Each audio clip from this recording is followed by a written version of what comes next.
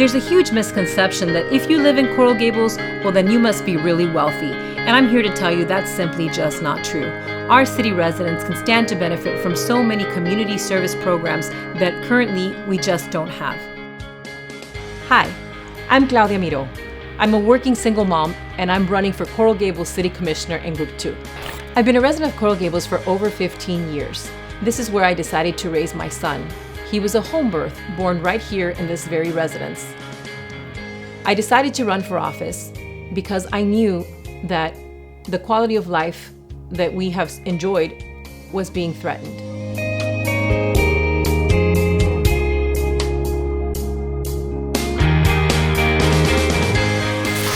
One of the main focus of my campaign is transparency.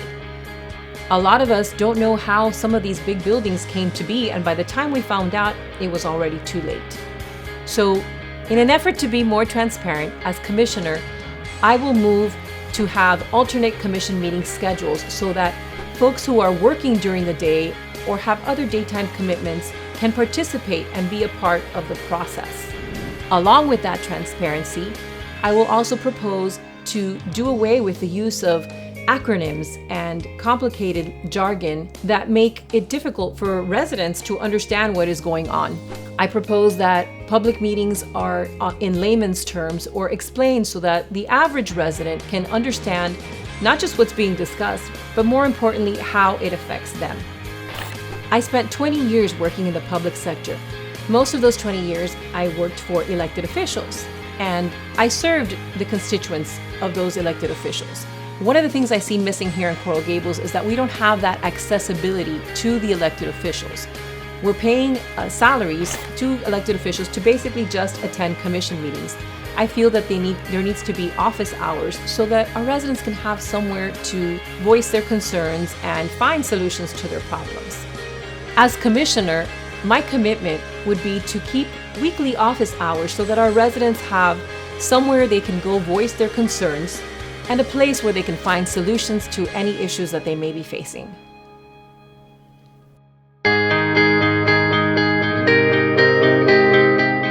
We have a large population of seniors living in Coral Gables, many of which are over the age of 90 and are living on fixed incomes, paying Coral Gables property taxes. I think that we need to do more for our seniors. I believe that they would benefit from hot meal programs, an additional senior center where they can go and participate in activities and keep their minds active and socialize with others. One of the key concerns that I have with overdevelopment is public safety. We need to make sure that our police and our fire are adequately staffed and adequately equipped in order to meet whatever crisis comes to the city, whether that's a fire or it's crime, and we are not adequately staffed.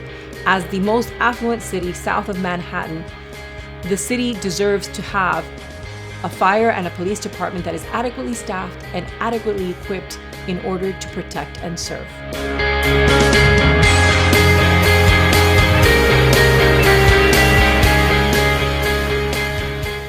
I live in the North Gables, and the park that's close to my house is Phillips Park.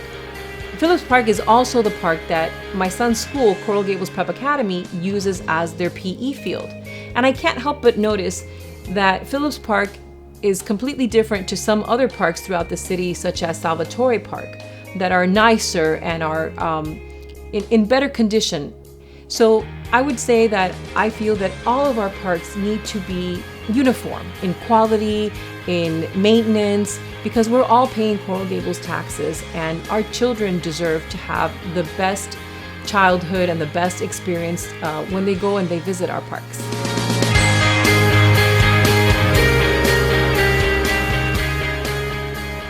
"100 years ago, our city's founder, George Merrick, turned his vision into the city beautiful so many of us enjoy. The legacy he left us was a quality of life we must protect and preserve for future generations to enjoy.